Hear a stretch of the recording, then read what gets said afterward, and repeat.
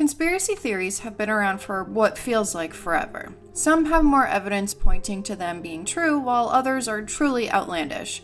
However, imagine flying into an airport where you're greeted by a blue Mustang statue with glowing red eyes with the nickname Blucifer. After landing, you go inside the airport and start seeing some very odd apocalyptic art, along with capstones that some claim make references to the New World Order and underground bunkers. Not to mention the airport itself playing into conspiracy theories that surround the airport, featuring lizard people and things of the like.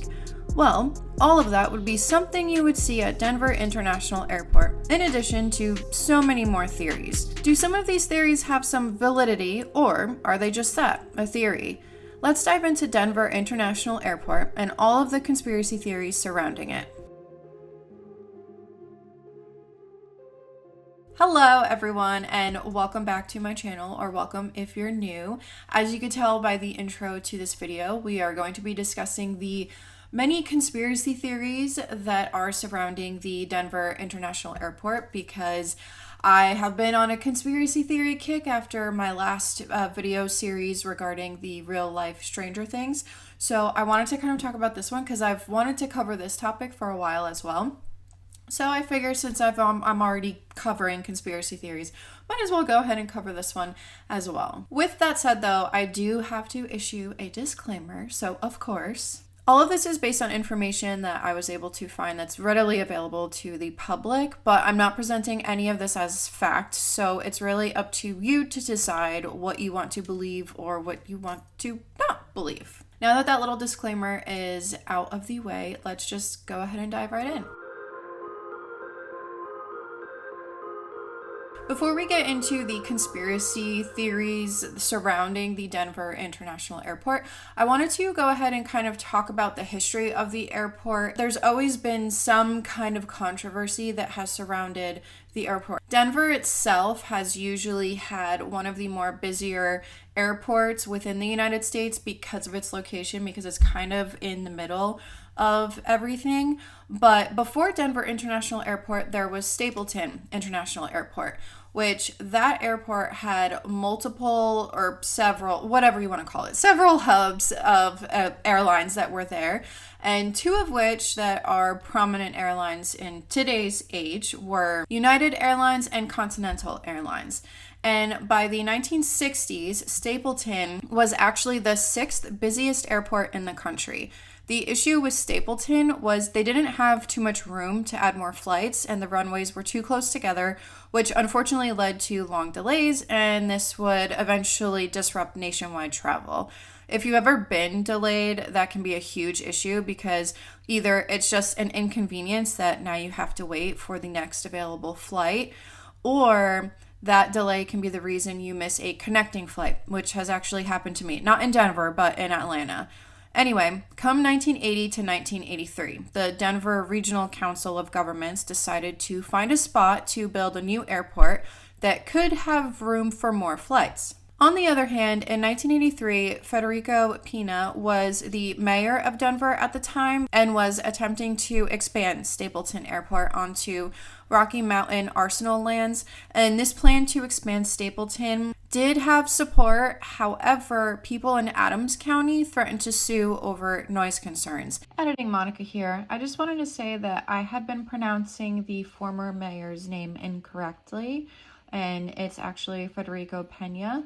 I just wanted to correct myself here really quick, so just keep that in mind going forward. Anyway, back to the video. And I mean, living near an airport myself right now, I can definitely understand those concerns of all of the noises because we don't even live near an international airport, so I can't imagine living next to an international airport that has more air traffic, more noise, and everything of that nature. So I totally understand those concerns from the people of the area. Eventually, the mayor at the time made a deal with the people of Adams County, and in 1988, they voted and approved an annexation of the airport. They would annex 54 square miles of the county to build the airport, and this would be away from established neighborhoods. At first, there were some who weren't too keen on this whole plan because of the location, but it would now be 24 miles away from the city, and the airport would actually be closer to Aurora, Colorado, instead of Denver, Colorado.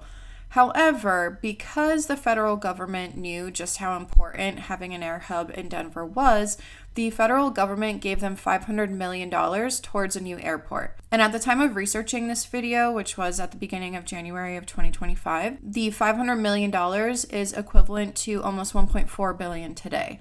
So the rest of the cost of the airport would be done through bonds and repaid with fees on airlines. They started construction in September of 1989. Things wouldn't go very smoothly because there would be some issues. Starting off with 2 years later, Mayor Wellington Webb would take over the project that was scheduled to open on October 29th, 1993, and United Airlines was refusing to move to the new airport because of the higher fees. However, United decided to just go ahead and move to the new airport due to their automated baggage system. Well, as maybe expected, there would be delays in construction and a millwright strike, which kept pushing the opening date back to May of 1994. Then there was the fact that some were saying that the facility was being built on ancient Native American burial ground. One source stated that there was no tribe or indigenous organization that has ever made the claims themselves, and archaeological evidence suggests that while the area may have been a hunting ground, there is no evidence of remains that would make it a burial ground. In April of 1994, the city would invite reporters to come watch the first test of the new automated baggage system. Well, that didn't go very well. Unfortunately, the baggage system didn't live up to what they had hoped for, because clothing and other personal effects would end up scattered under the tracks and carts, and the luggage would be tossed right off of the system. It was supposed to be a major selling point, a one-of-a-kind automated baggage system designed to maximize efficiency. It was a completely untested system. It was a system airport officials were excited to show off to reporters until they actually did. The most recent test on United's Concourse B started off a little shaky. The system led to long wait times and frustrated passengers. I'm still waiting for my bag. How long have you waited? Well, my flight arrived at 12:30. So it's now about we're talking 55 minutes at this point. It was a massive failure. Jeff Price remembers. Bag stuff went everywhere, and a lot of people I don't think realize just how bad off that system was. He was the airport's assistant security director at the time and is now a professor at MSU Denver. He says United, the only airline to ever use the system, didn't quit on it until 10 years later. They basically went old school, and they had the advantage of having the tunnels underneath to be able to drive the carts out there. All airlines at DIA now use those miles of tunnels below to manually pick up and drive bags to planes, but we're currently working on 2 different projects to help baggage efficiency here at the airport. Emily Williams, spokesperson for the airport, says they'll soon increase efficiency for the airlines and TSA. Needed, she says, as the airport continues to break passenger records. The first system, snuggled between the 5th and 6th level of the Great Hall, is appropriately known as the 5.5 system. That system provides us, the airport, the flexibility to move airlines around. It's another go at an automated system. From check-in, bags hit a conveyor belt that tracks the bag's location and pre-screens it. Bags are sent to TSA for a more thorough check if needed. Where an actual TSA agent looks in the bag, assesses it, and then sends it on its way. That's the second major upgrade. TSA will consolidate from 9 rooms to 2 in the belly of the baggage beast, maximizing the use of every agent's time. As a passenger, you probably don't even know that it's under construction, and you might not even know when we implement it. Then it's back on those carts through the DIA labyrinth, underneath the skeleton of the old failed system. And no, there's no plan to remove the reminder of DIA's turbulent start. We just assume some aliens hanging out in it. If this has ever happened to you where you've lost your baggage or something is missing from it, this didn't happen to me directly, but my parents, along with my mother-in-law, both had their luggage be either delayed or lost. Eventually it was found, which they got lucky because some people are not that lucky and never see their baggage again. But as someone who has seen the frustration of that firsthand, and also I just noticed that you could see the stickers that my daughter put all over me. But anyway, so as someone who has seen the frustration firsthand, yeah, that is a big, big problem. The mayor decided that they were not ready to open the following month. This automated baggage system was actually an issue and hassle for the airport for quite a while, and eventually they decided to just stop using it by September of 2005 and went back to traditional baggage handlers. And obviously the traditional way of doing the whole baggage system isn't going to be a foolproof system. There's always going to be room for error, but it was obviously less than that of the automated system that Denver International Airport was trying to create. On February 28, 1995, 16 months behind schedule, Denver International Airport finally replaced Stapleton Airport. The one runway is the length of 16,000 feet, which makes it the longest public use runway in North America and the 7th longest on Earth.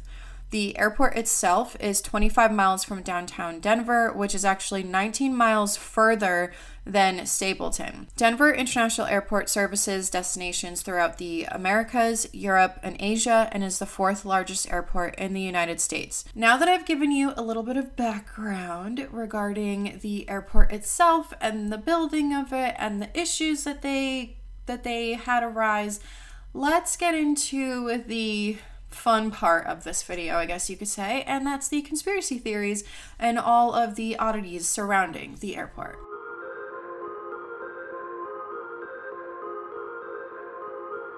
Judging by the title of this chapter, which if you're only listening to my video and not watching, the title is The New World Order, Nazis, and the Freemasons. This title may seem to be a little bit much. I mean, what in the world do these multiple things have to do together when it comes to an airport? And the short answer is, well, a decent amount, but let's go ahead and get into the long answer. Even before construction began, there were conspiracy theories forming, and this was due to people saying that there was no need for a new airport, that the government was trying to cover something up.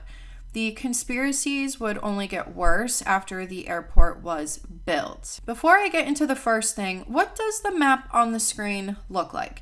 Just as an FYI, this is a map of the runways. It's been said that the runways were modeled this way because it had various runways and it kind of put it into this pinwheel design, which makes it easier for more than one runway to be used at the same time, and the chance of having to shut down runways due to inclement weather and strong winds minimizes this as well.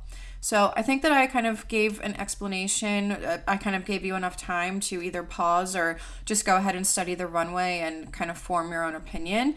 But I will say that before I started researching for this video, I saw a picture of this runway and said, okay, either my eyes are really bad or I can see a resemblance to that of a swastika. And then when I actually looked into it, I felt a little less crazy because I wasn't the only one who actually saw this. And this is actually one of the conspiracy theories, that the runways are arranged in the shape of a swastika as a tribute to the New World Order.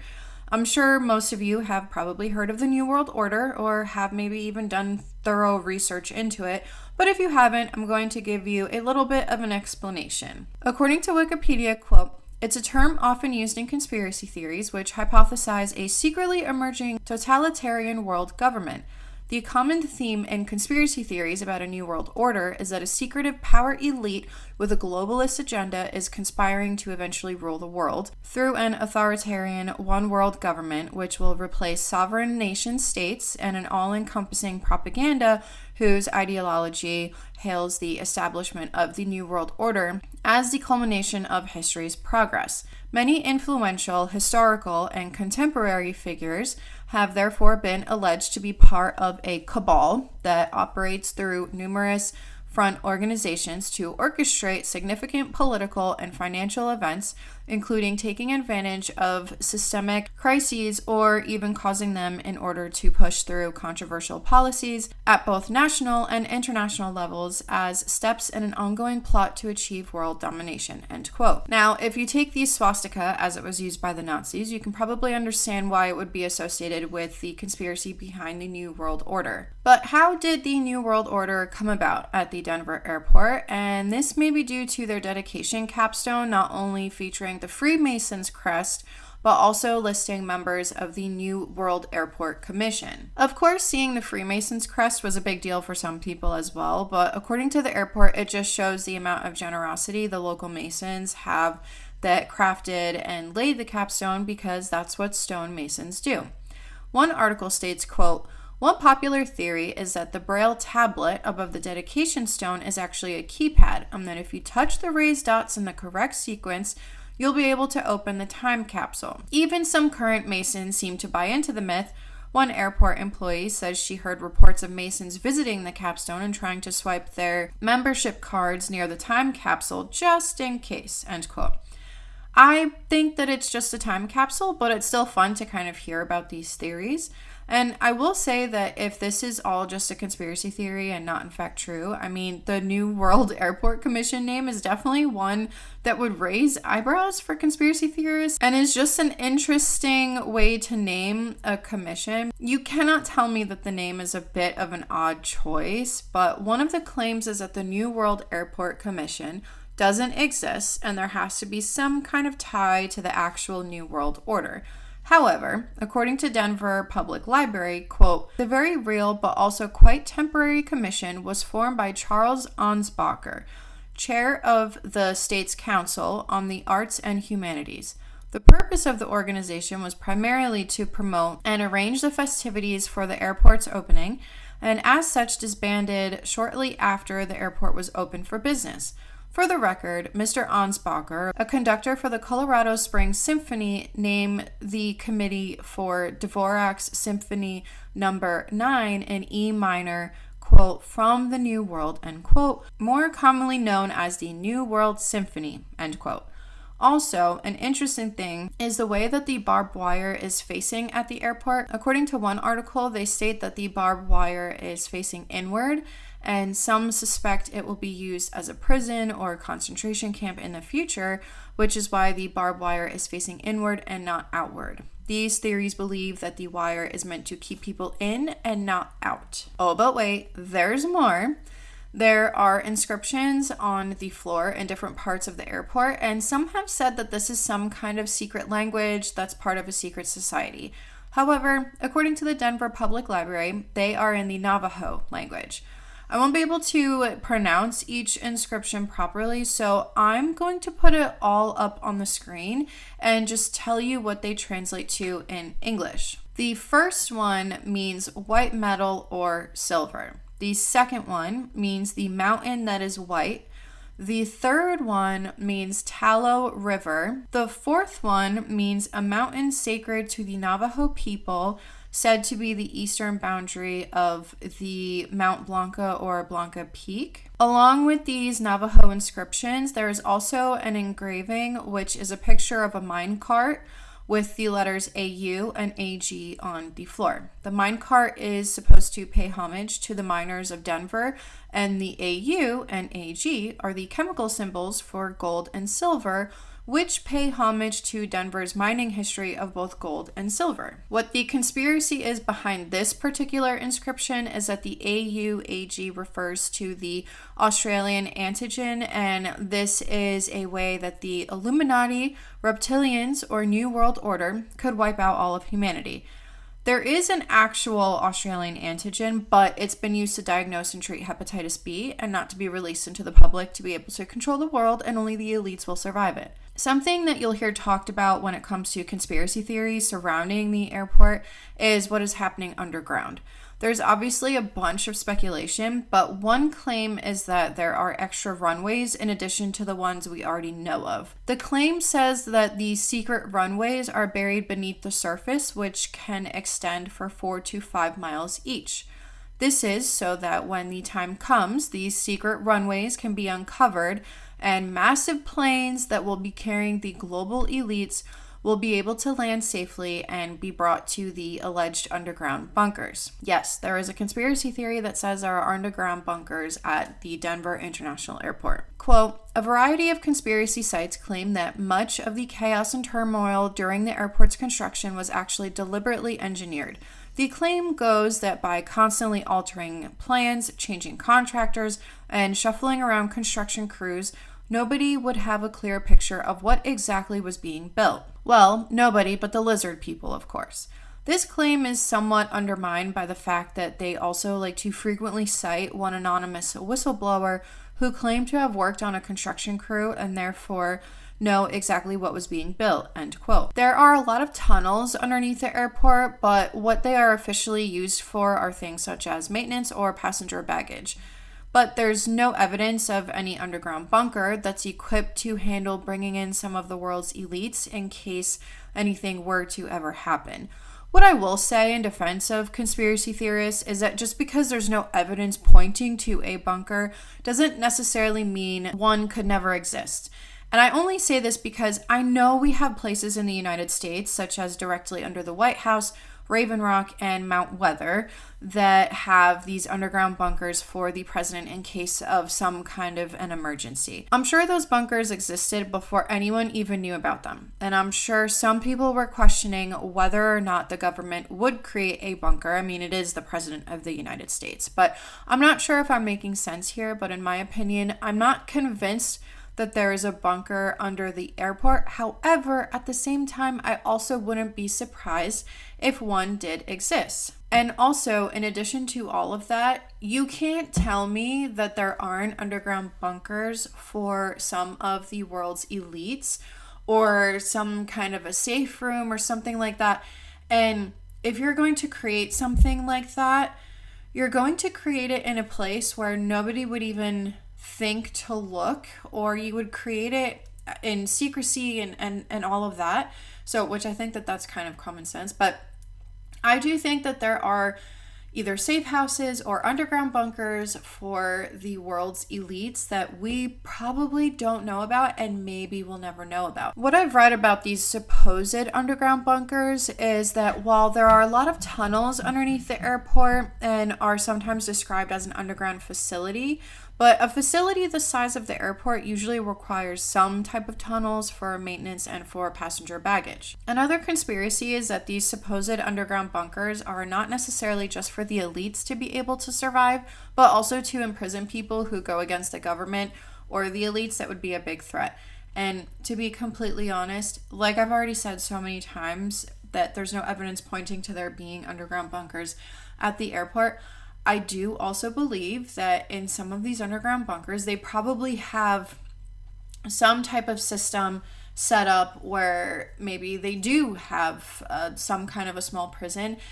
And this is going back to something I've talked about in previous videos about how I may or may not have gone to one of those weird New Jersey things because I'm originally from New Jersey. But Greystone is one of the places that I may or may not have gone inside of. And actually within that building in the basement, now I don't have any pictures or anything because this was in the early 2000s or almost 2010. No, early 2000s, early to mid 2000s. So this is when we had flip phones and I didn't really have, I think might have had my Envy by then, but the pictures, they didn't really come out that well. So the pictures on these cameras, they just weren't or on these phones, they weren't that great. But I saw with my own eyes. Now, like I said, I don't have any proof of this, so you can believe whatever you want to believe. But in the basement, they did have a jail cell. So, while, I mean, maybe they don't have a full-blown prison in some of these underground bunkers, but if someone somehow gets in and is a threat, I mean, I would think that they would have some kind of, some kind of like a safety thing in place to handle these types of situations. So it might not be an actual prison, but they have to have some kind of some kind of safety measure, I guess is what I'm trying to say. Also, I just want to say I'm so sorry if anything gets distracting in this video, but it just started to be a torrential downpour outside, and I can hear, I don't know if my microphone is going to pick it up, but if it does, I'm so sorry. Along with what I had just talked about the elites and having threats and wanting to imprison people in these underground bunkers or whatever, but along with that, some believe that maybe this is for a deep underground military base, also referred to as, wait for it, dumb. And that is actually what I read the acronym as, so it's not just someone joking around. One article did have some interesting information, though, regarding talking about the underground bunkers, and it says, quote, "There have long been outspoken people who claim to have gone down many levels under DIA, Denver International Airport, and to have seen the tunnels firsthand. In the article in Westward Magazine, the author talks with Alex Christopher, an older woman who is at the heart of the conspiracy, just after the airport was built. She met some people at a conference in Denver who took her down there, and later she returned with her friend Phil Schneider.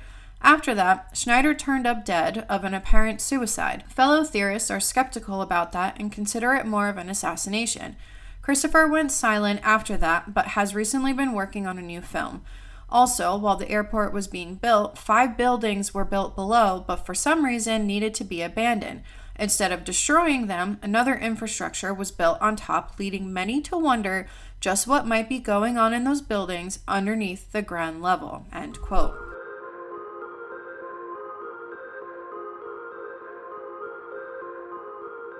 Some say that art is subjective, and well, I would definitely have to agree with this sentiment, because there are some pieces of art that I just cannot get on board with and I think are overhyped, while there are other pieces of art that are just absolutely beautiful and nobody knows about them. Or maybe not nobody knows about them, but they're not as popular. I think you guys get what I'm trying to say here. Anyway, I say all of this because I guess you can kind of say the same thing about the mural that caused quite the controversy at Denver International Airport, and it has, spoiler, it has since been taken down and put into storage, but it is a very well-known thing that is connected to the airport, and I did want to go ahead and talk about it anyway. What I will say is I do believe that there is a time and place for some of the, I guess you could say, weirder or odd or creepier art. But in my opinion, now I someone else might think something completely different, because I love all things spooky, creepy, the weird things, and all of that. So I have an appreciation for the oddities, I guess you could say. But I don't think that an airport is one of the places. I mean, like I said, I could be wrong, but if it were just me traveling as an adult, it wouldn't bother me. But I'm also not anxious at airports. I'm not one to be afraid of flying. I have people in my life who are terrified of flying, and that would probably send them over the edge. Any type of weird, creepy art. And I'm also thinking about kids. Like, some kids are okay with the creepy and the spooky and all of that, whereas some kids are terrified of it. So I feel like it would be kind of a mixed bag. Like, it depends on what kind of a person you are. But in general, I don't know. In my opinion, I don't think that an airport is a place for that. But you can let me know what you think in the comment section below, because I would love to hear your guys' opinions and your thoughts and hear a different perspective, because maybe you can change my opinion on the matter. All of this to say, this brings me to the 3-paneled mural that was on display at Denver International Airport at one point before it was put into storage. Editing Monica here. I made an error regarding the mural. I kept seeing it described as a 3-panel mural, but there is actually a 4th piece, which I will go over later, but just keep this correction in mind as I go on with this portion of this video. So if you see just one piece of the mural, specifically the first 2 by themselves, yeah, it's a little freaking weird.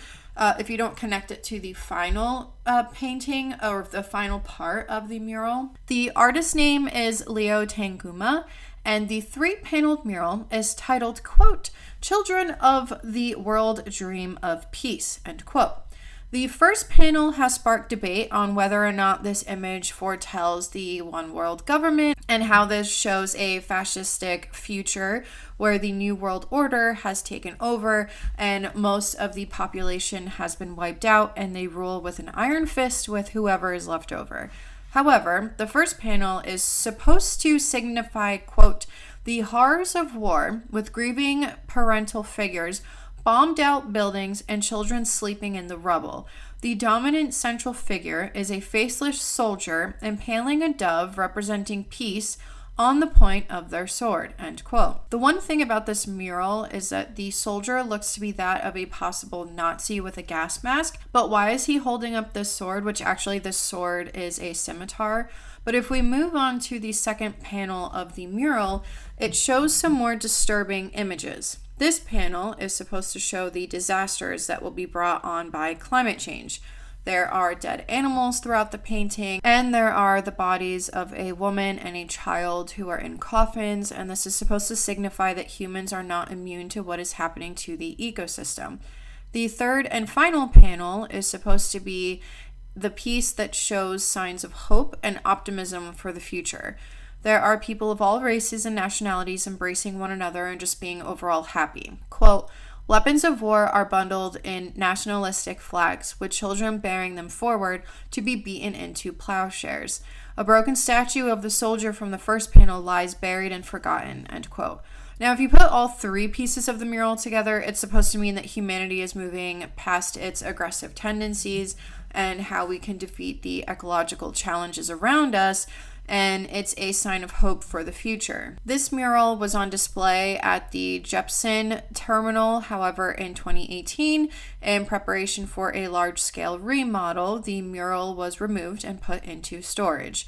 In one article I was reading, one of the guests by the name of Jay Widener had something to say about these murals. Quote, "Widener explains that some high-level factions in Masonic society may be using the murals to alert the general population to the earth-shattering political and environmental changes in store for 2012. So obviously this is an old article.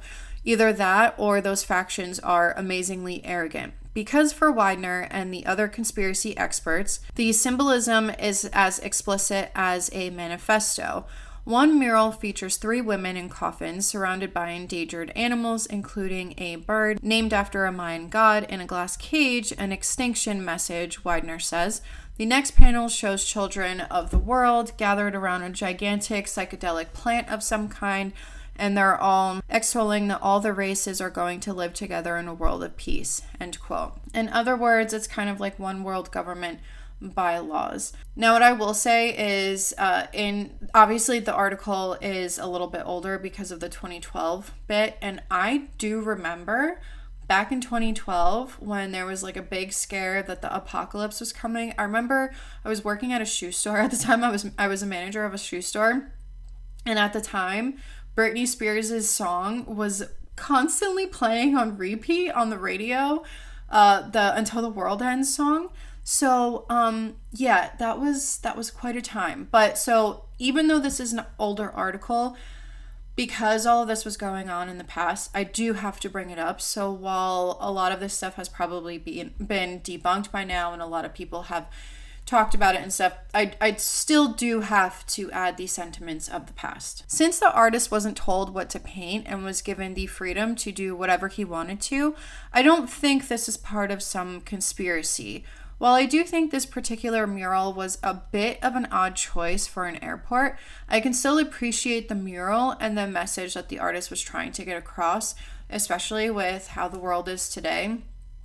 I mean, that mural would still stand true today, unfortunately, as sad as it is to say that. So I can definitely understand where the artist was coming from with this mural. Blucifer, the blue Mustang statue that has been called demonic and even killed its maker. And I don't say that last part to poke fun at the situation because it's actually really, really sad that the artist had died while making the blue Mustang statue. But that little tidbit of information does not help with the conspiracy theory aspect behind Blucifer. I do believe, and this is just my opinion, looking at it from a different perspective, not just a conspiracy theory perspective, but I do believe that what ended up happening is the artist was falling behind schedule, and I think that they were starting to feel a lot of pressure, which we'll get into that a little bit later. But because of the pressure that the artist was feeling and certain things that were going on because the statue was not done yet, I do believe that that's probably when the artist started to feel rushed and started making mistakes And that is what caused him to unfortunately die at the hands of his own art. But before I get ahead of myself here, let's go ahead and talk about the Blue Mustang, or also nicknamed Blucifer. I think one of the physical parts of Blucifer that creep people out is the horse's glowing red eyes. Luis Jimenez is the artist behind this Blue Mustang that stands at 32 feet tall. Blucifer was commissioned in 1992 for $300,000, but was not installed at the airport until 2008. The original proposal for the sculpture was to be that of a buffalo stampede. However, this idea would be scrapped due to it being deemed inappropriate because buffalo had been hunted to near extinction. That's when Luis Jimenez brought up the idea of a Mustang. The Mustang is a symbol of the West and an early method of long-distance travel, so it would be a fitting symbol. The Blue Mustang was modeled after Luis's own stallion named Blackjack. When Luis was younger, he had stated that if he ever made it big with his art, he would buy himself a horse, and well, Blackjack was that horse, which I think is pretty cool. And there have been things I've also bought myself as an adult because of a promise I made to myself as a child, but none of those have been a horse. Luis was born in New Mexico and had spent years celebrating the American West through his large-scale sculptures, and they were always filled with lots of energy and bright colors. Before they settled on the Blue Mustang, Luis made 5 similar horse sculptures, and 4 of them are held in private collections. Unfortunately, Luis had some health complications during the duration of him creating the Blue Mustang, such as consistent migraines, which if you've never had one, it's definitely not a good time and it can be debilitating depending on how bad it gets. But in addition to the migraines, he had several corrective surgeries on his vision, which he eventually ended up with a glass eye and a back injury that resurfaced from a car accident from his youth. He also suffered a heart attack and required surgery on his hands during his time creating the Blue Mustang. Since Luis Jimenez kept missing deadlines, the city actually sued him for the $165,000 they had paid him up front out of his total of $300,000. He then countersued, and mediation decided that Luis would complete the sculpture.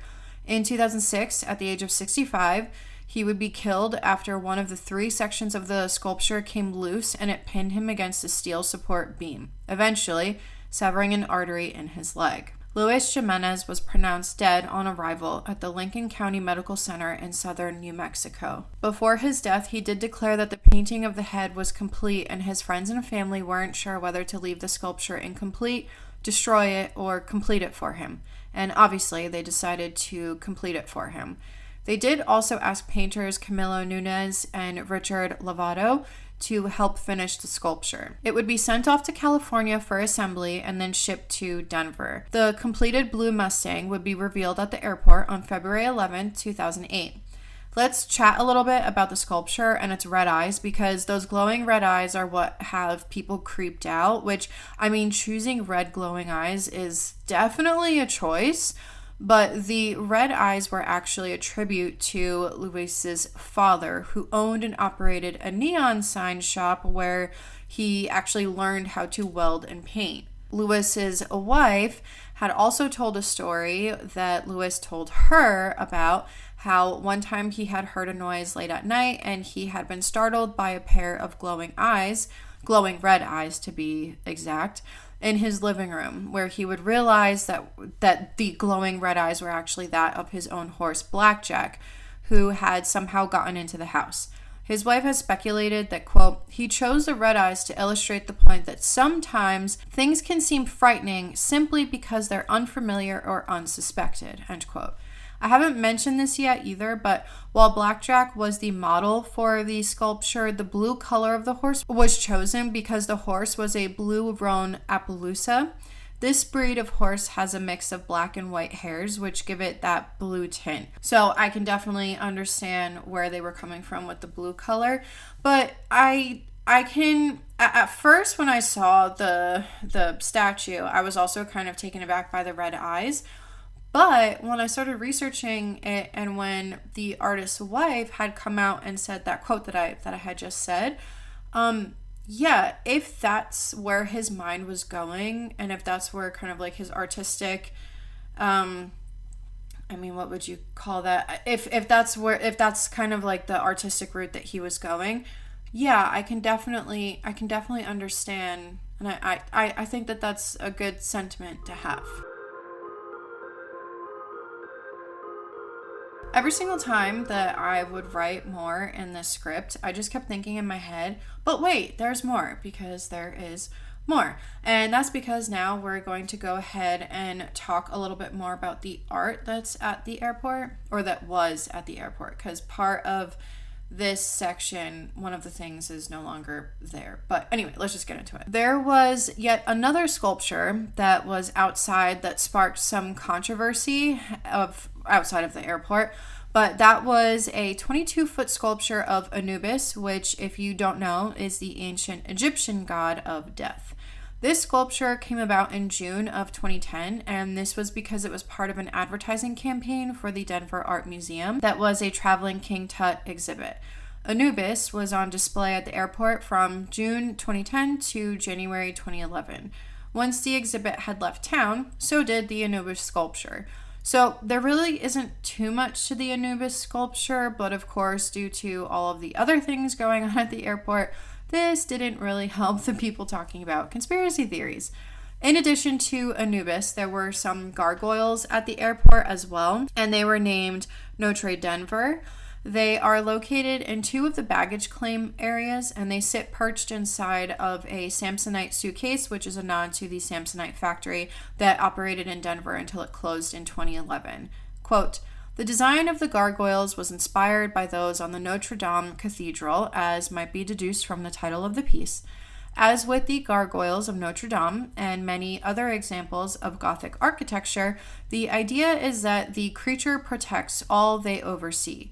According to the creator, artist Terry Allen, they are posted in baggage claim to ensure your luggage arrives safely, on time, and at the correct carousel. Despite their innocuous tongue-in-cheek nature, their demonic visages have nevertheless led some to conclude that they are further evidence of the airport's sinister secret purpose." End quote.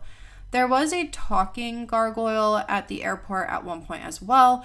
I found a Reddit thread where some were calling him Greg the Gargoyle, and they stated that he would be moved around, while others said that Greg isn't turned on all the time or that he's set on a timer. I've seen videos of this gargoyle causing quite the comedic relief to people passing by. It's a little way the airport was able to kind of poke fun at the conspiracy theories surrounding the airport, which I think is an interesting way to kind of say, well, if you can't beat them, join them.